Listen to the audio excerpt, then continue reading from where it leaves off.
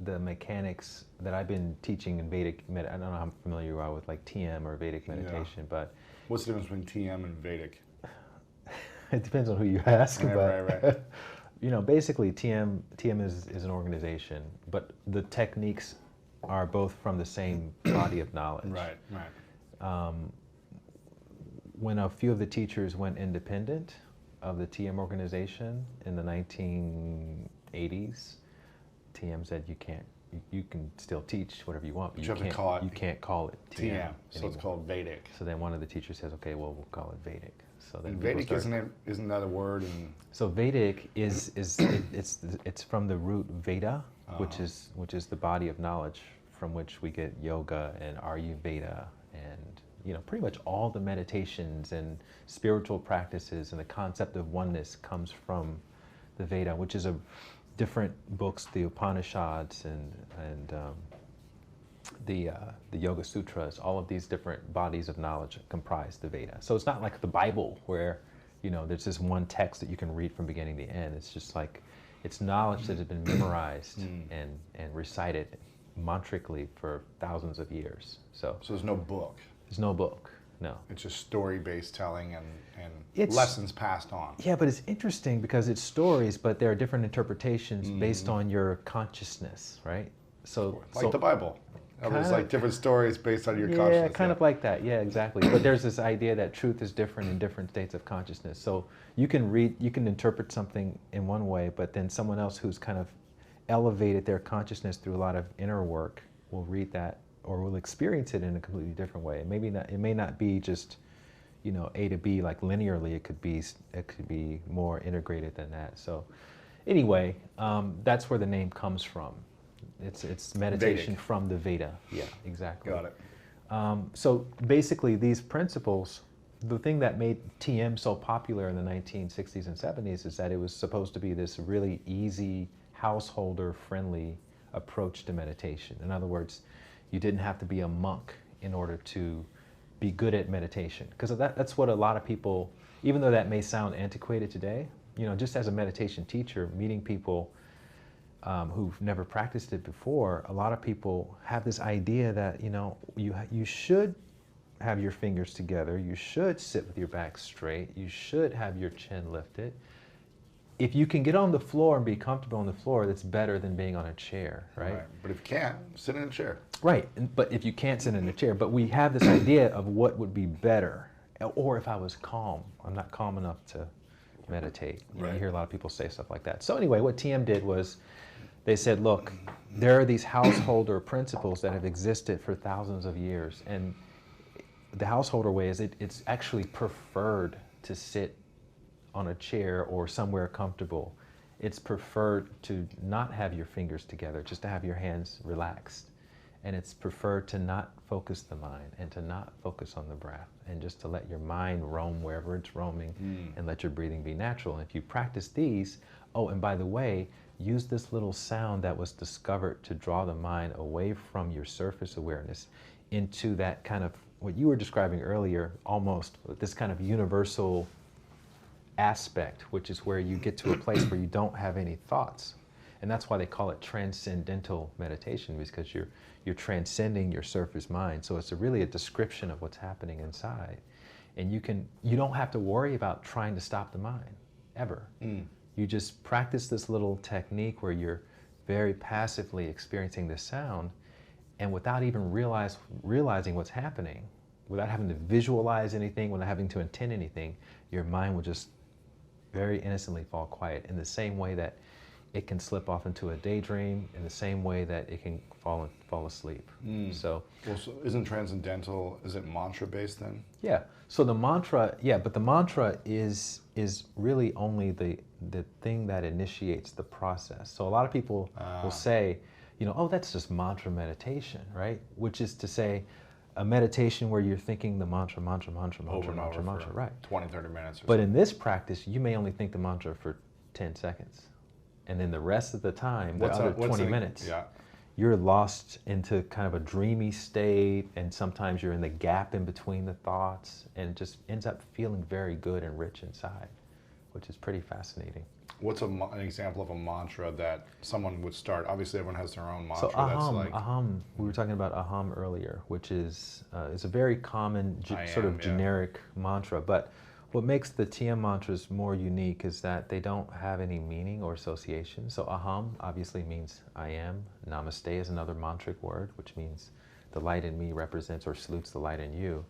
And so you may get this other sound. They're known as bija sounds. So sounds like ding or dong or, basically sounds that imitate nature, right? And what's fascinating about this technology, because I always say the Indians were the first tech gurus on the planet, because they were gurus, obviously, people who could teach you a practice that could help liberate your spirit.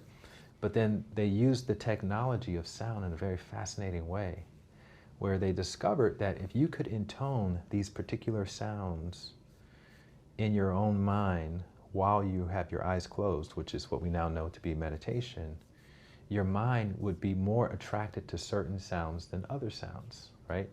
And so they were basically discovering what we now know very well in our society about primordial sounds, nature sounds, right? So for instance, if you were to go to Tower Records back in the day and get a rain CD or an ocean CD, there would be an explicit warning label on the CD.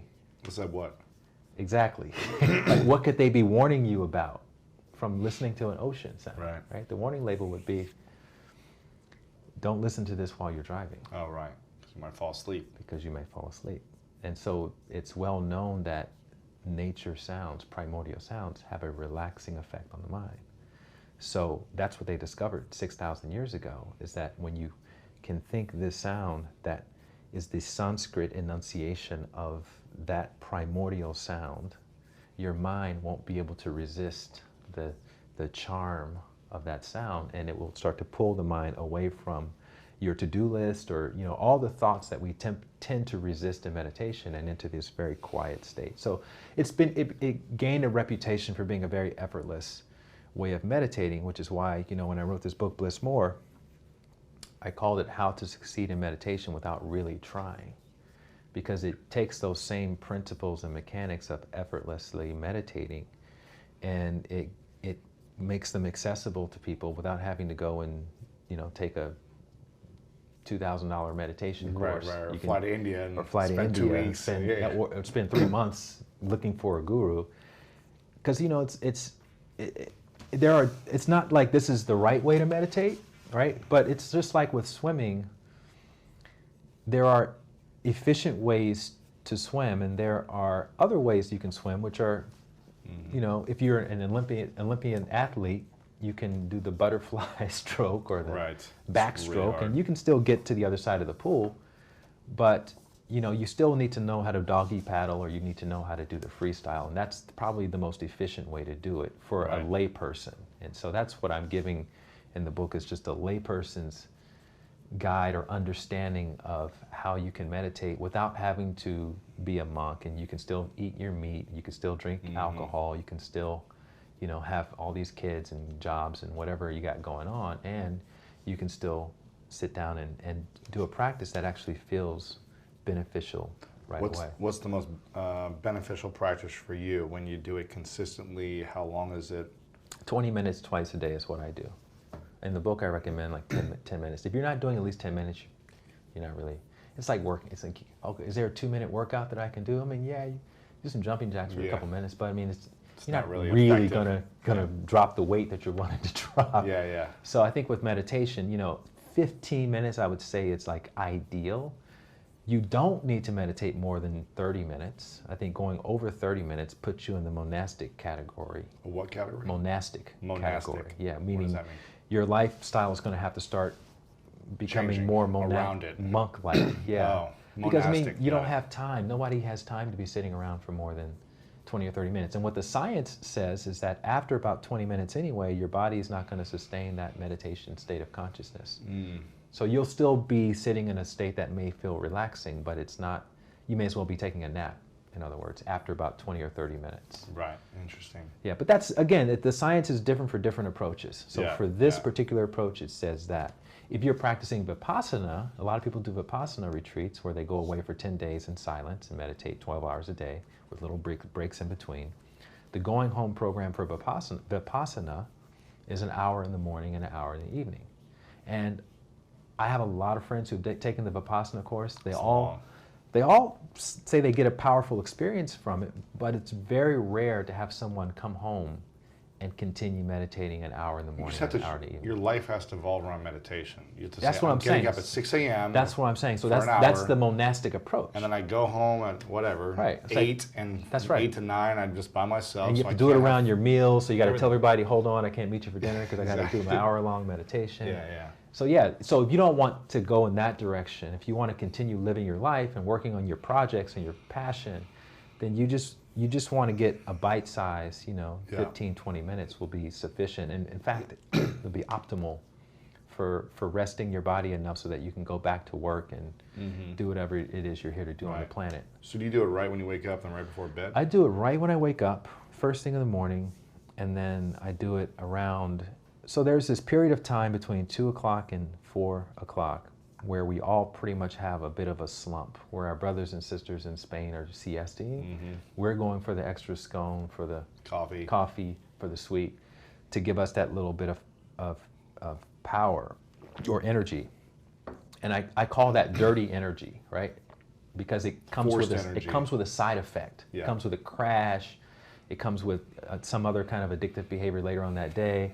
And I think meditation, if you meditate right in that time, like 3, 4 o'clock, you're going to find a surge of energy, a level of clarity that's going to allow you to have a very strong finish to your day. So that's my go-to time, 6 o'clock in the morning, and then around 3 or 4 o'clock in the afternoon. And people will ask me, oh, you teach meditation, you do all this traveling, so you must not meditate much. It's like, no, I look forward to meditating, which is where the success part comes in, how to succeed in meditation. If you're not waking up in the morning looking forward to doing your meditation in the same way that you would look forward to watching the game or to, eating dessert at the end of a meal, then I don't consider that to be a successful practice. If you're waking up thinking, oh God, all right, I know I got to meditate, let me psych myself up. Okay, let me do it now. And you're sitting there the whole time, biding your time, waiting for it to be over. Right. I mean, that's another way to do it, but it can be a lot more enjoyable than that. And I feel like if you're not enjoying it, then you're not understanding it well enough. Right. And that was the purpose behind putting this information out there, is to help people transform their relationship with meditation. So walk us through it. Let's do a simple one for people watching. So the technique in the book, I call it the EASY technique. EASY is an acronym for how we want to interact with our mind during the meditation. So E is for embrace, A is for accept, S is for surrender, and Y is for yield to. So what are we embracing, accepting, surrendering, and yielding to? Basically anything that you would be otherwise resistant towards, which are your thoughts, your noises, being itchy, any of those kinds of things. So in other words, if you're sitting in meditation and your shoulder starts itching, you go ahead and scratch it. So you just yield it to that. Go through. You don't have to power through. It, like, itch on my face. No, you don't have to power through anything. And same with even your sitting position, you're going to just ease into that. So the more, and again, there's different ways to approach this, but the more relaxed your physical nervous system is, the more settled your mind can become in meditation. So let's start with just sitting comfortably and closing the eyes, right? And so naturally, your mind is going to be doing whatever it's doing, which means you could be thinking about how you feel, you could be thinking about whatever's going on around you, or you could be thinking about the past or the future, right? So the first thing I recommend doing is just to get as physically comfortable as possible, to scan through the entire body, starting with the toes, working your way up through the top of the head, and whatever you can relax, to relax that part of the body. Sometimes, we're just really tense and we're really anxious, and trying to relax can be stressful because the body's not wanting to relax in this moment. So just whatever you can relax, go ahead and relax, especially those little, tiny little muscles, you know, like your fingers and like your tongue and your brow and all of those little things that you can relax. And also this is an opportunity to just make some micro adjustments to situate yourself in any way, meaning if you have a pillow that you need to put behind your lower back because there's some little tenderness there, or if you feel like, oh, it's a little bit chilly in here, maybe I'll take this throw or this shawl and put it over my legs, right? The beginning of the meditation is really good for just assessing where you are, what's going on, and what your needs are. Now, again, some meditation practices, there's breath awareness. With this meditation practice, we're not going to be concerned so much with how we're breathing, so long as we're breathing naturally. You can breathe through your mouth, you can breathe through your nose, so long as you're breathing naturally. So if your nose is a little bit blocked up, go ahead and just open your mouth and breathe through your mouth. And now we're in what I call the simplest form of awareness. So you're not holding any specific position, you're not trying to focus on anything in your mind, and you're not trying to control the breathing. That's your simplest form of awareness.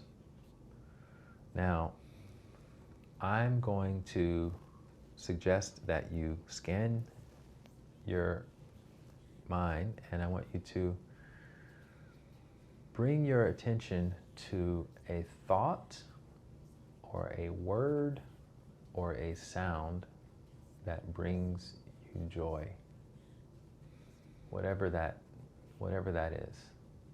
Could be a song, could be a line from a poem, could be your child's name, someone used before, which I liked. It could even be an image, some moment in time in your past that brought you joy, right? Without too much judgment around, is this the best thought or the best image? Just any thought or image in this moment that when you experience it, it makes you feel happy. Okay, so now that you have your happy thought, the meditation is going to be very, very simple. And it's basically going to comprise of you sitting here in your simplest form of awareness with no expectation around what you think should be happening, right? And what will start to happen is eventually your mind is going to start meandering away from this moment. And you may find yourself thinking about, again, something in the future or something in the past, or thinking about something from your to-do list for today. And when that happens, you're going to just very, very innocently return your awareness to your happy thought, your happy word, or your happy image.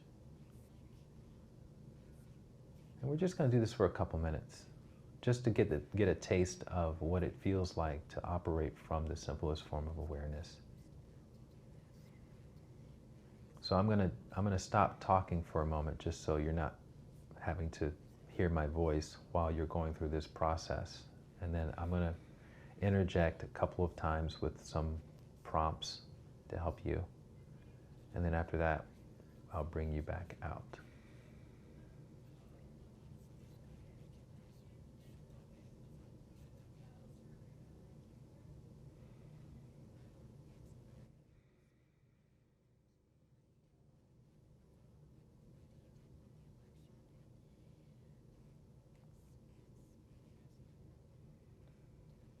So just remember, it's okay to shift, to scratch, to cough, to clear your throat.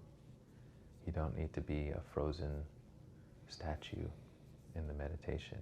You want the process to be very organic and fluid the entire time.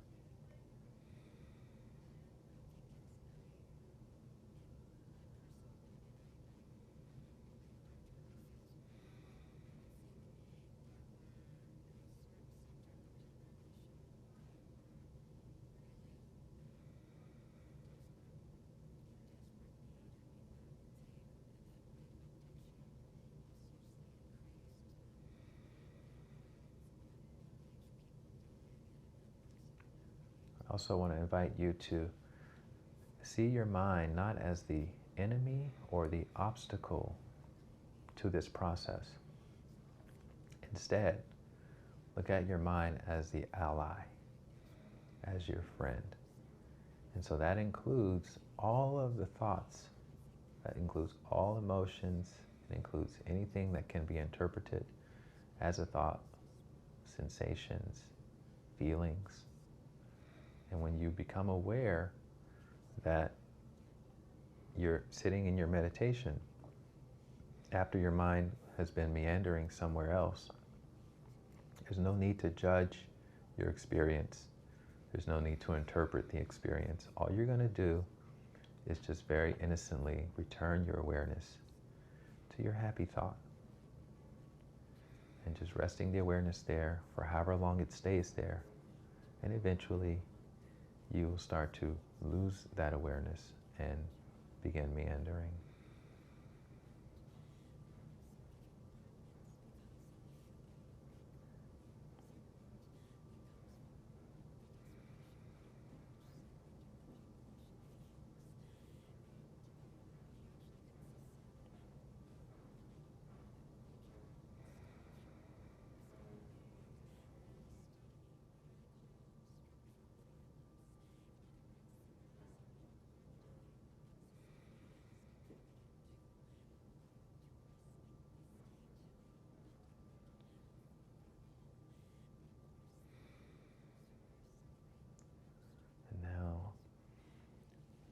You to let go of the happy thoughts and just bring your awareness back into your whole body.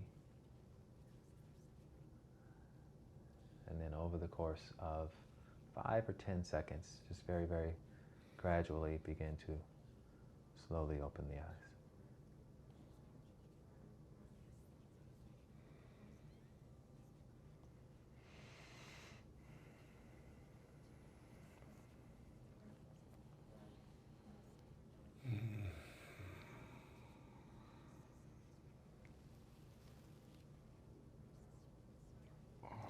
So that's basically the foundation.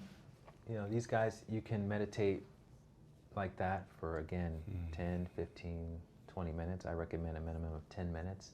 You can use a very, very soft alarm, or you can just eyeball it, which is what I normally do. I'll just set my, I have a digital clock application on my phone. I'll just set it next to me, and I'll just, every now and again, whenever I'm curious about how much time has passed, I'll just glance down at the clock, and then when I see that the time is up, I'll close my eyes again, and I'll just wait for about a minute and then slowly bring myself out. You always want to slowly bring yourself out. And so again, it's very important to just understand that the purpose of that particular approach of meditation is to settle the mind and the body. So typically you come out and you may feel extremely relaxed. You may even feel like, you know what, I could take a nap right now. I could take a nap. And it's okay, because you know we live in a sleep deprived society where most of us are not. It's not that we're not getting enough sleep, although that's also the case, but we're not getting enough quality rest while we're sleeping. Yeah, it's like rest less, not restful, right? That's right. So it ends up putting us in a very interesting position because, as you know, the body does most of its rehabilitation at night when we're sleeping, and so we're waking up having missed that asset that we already have in our bodies. The body's not able to do what it's designed to do, and then it's just basically dominoes from there. If you're not resting properly, you're not rehabilitating, then you're not going to be able to have a strong enough immune system or digestive system or reproduction system. And it's not shocking that a lot of the ailments that we suffer from today as a society, everything from erectile dysfunction to infertility to gastrointestinal problems to joint pains to diabetes, Alzheimer's, it all links back to lack of rest. And what's causing the lack of rest is really not what we're talking about, which is stress accumulation. There's that link. Yeah. You get stress in the body, which makes your body start to habituate towards responding stressfully to the environment, which means that, you know, most of us are walking around with a concentrated amount of cortisol in our body. So it's the cortisol that's keeping us up at night. Yeah. Right? So when you settle your mind and body, what the science says, and they've been talking about this for 50 years now in science, you initiate this process called the relaxation response. The relaxation response is the deepest your nervous system can rest without going into a coma. Well, going to sleep? Or No. Deeper than sleep. Wow. Deeper than sleep. It's 2 to 5 times more restful than sleeping. Minute for minute is what I'm talking about. So those 5 minutes we just meditated were deeper for your body than any of the 5 minutes from your nighttime sleep. Really? Why is that? Because it's creating a unique fourth state of consciousness. So you have this brainwave signature, which they call, it's called the hypometabolic state of restful alertness. So restful alertness is the brain. Your brain is both rested and alert at the same time. In other words, you're conscious, but it's the alpha waves and the theta waves that are responsible for deep relaxation are very prominent, which doesn't happen in our waking state awareness. And that gives the body, the nervous system, permission to go beyond the state of rest when you're sleeping, because when you're sleeping, there's a blackout of mental activity. And so the body doesn't go as deep, because as a survival function, if there's something that happens around you, you need to be able to go back to alertness very quickly. But if your brain is kind of alert at the same time that it's rested, then your body can go even deeper. It's really fascinating when you read this science. Interesting. And so what'll happen is your body can actually penetrate the calcification of stress, which is why they say meditation releases stress. Your body can go beyond that into that state of rest that it doesn't get when it's sleeping, and that's how everything can start to reverse. So you have the dominoes now going in the opposite direction, back towards homeostasis. I mean, it's not an overnight process, obviously, but it's not surprising that the main symptom I've seen in people that I've taught to meditate, and I've been doing this for 11 years on a weekly basis, and I would say 80% of the time, when people start meditating in this way, after 2 or 3 days, they start sleeping like babies at night. And it's because their bodies are dissolving the cortisol that are keeping them awake at night. That's how it works. The body already knows how to sleep. You don't need a pill to learn how to sleep. You need to get rid of the cortisol, right? What the pill does is it knocks you out, makes you unconscious, but it doesn't mean you're getting a quality amount of sleep. That's what Michael Jackson's problem was. He was basically, I think he was on horse tranquilizers or something, because he was so stressed, that was the only way he could get unconscious at night. Wow. So a lot of people are trying to get unconscious, but they're not really getting a quality amount of rest. And that's why sleeping pills are not a solution to insomnia. It's a Band-Aid for insomnia. The only real solution that has worked consistently over the years is our practices like meditation and yoga, exercise. I don't ever say meditation is a panacea for health, but it's a great foundational practice because it makes it a lot easier to do the other things that we should be doing. When you're feeling rested and alert, you want to go exercise. You want to eat better. You want to surround yourself with more loving people. When you're feeling tired and sick and headachy, you just give me the wine, give me the sex, give me whatever it is to make me feel better right now. That's true. I mean, meditation, it's funny, I was talking to a friend of mine the other day, Jay Shetty, who was a monk for 3 years. Yeah. And he said the first lesson he learned at monk school. At monk school, at the ashram. Whatever, the ashram, yeah. was it was like getting his robes on and getting all his stuff and whatever. He had his locker with all of his possessions in it or whatever it was. And he said he was walking by a classroom and there was a 10-year-old who was teaching a class to 5-year-olds in monk school in the ashram. And he said this 10-year-old looked so like a professor, like a 30-year-old professor, right? He was so confident in all those things. This is in India, you said? In India, yeah. And he said he went in afterwards and asked him what he was teaching. He said this is their first day as well. This 10-year-old is saying this. This is their first day of class, and we teach the breathing because it's the only thing that you'll have from the moment you're born to the moment you'll die. Everything else comes and goes. Friends, family, people come and go. But the thing that you're guaranteed to have from the moment you're born to the moment you die is your breath. We have to learn how to meditate with the breath. And there's a Use the breath, whole other body of knowledge with breathing practices. And some people, have experienced. I like this though, where you don't even have to focus on that, but you naturally just start to calm the breathing. Right, the breath. And when you get so relaxed, a lot of times your breath will stop. So slow. And you can hold it for like minutes without even being aware. Yeah, exactly. I've had that to me where I'm just like, I don't even need to breathe. Yeah. Sometimes in the middle of meditation, you're like, whoa, I wasn't even breathing. Yeah, but your body is so relaxed. So relaxed. It's like coma it's state. That coma state, yeah. It's a comatose type of state. Yeah, it's fascinating. It's hibernation. It's really fascinating physiology and biology to the whole thing. When I started really researching this stuff, it just blows my mind. Wow, how many different types of meditation have you studied or been to like workshops and classes? I studied a ton. Styles? My first 3 years of meditation were me going around and doing almost everything I could find. Astral traveling, channeling meditation, insight meditation, chanting meditation, bowls, bhakti, sound meditation, malabi, japa, insight, mindfulness. Silent.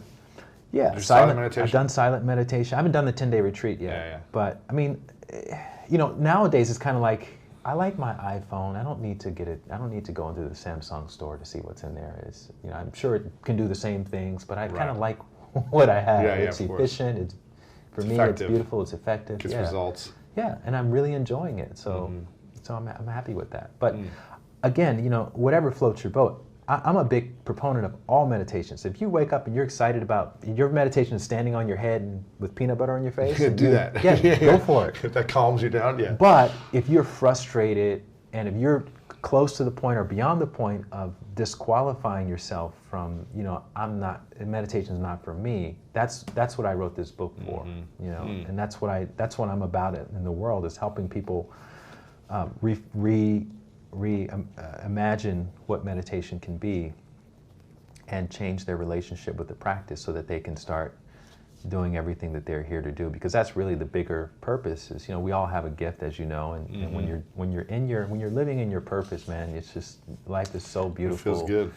Yeah, and I think people think that people like you or me have some special gift that gives us the ability, or maybe we're born in a certain way that gives us the ability to be able to do what we do. But as you know, it's what I call health by 1,000 choices. It's not just, it's not one day you wake up and you decide I'm going to do this.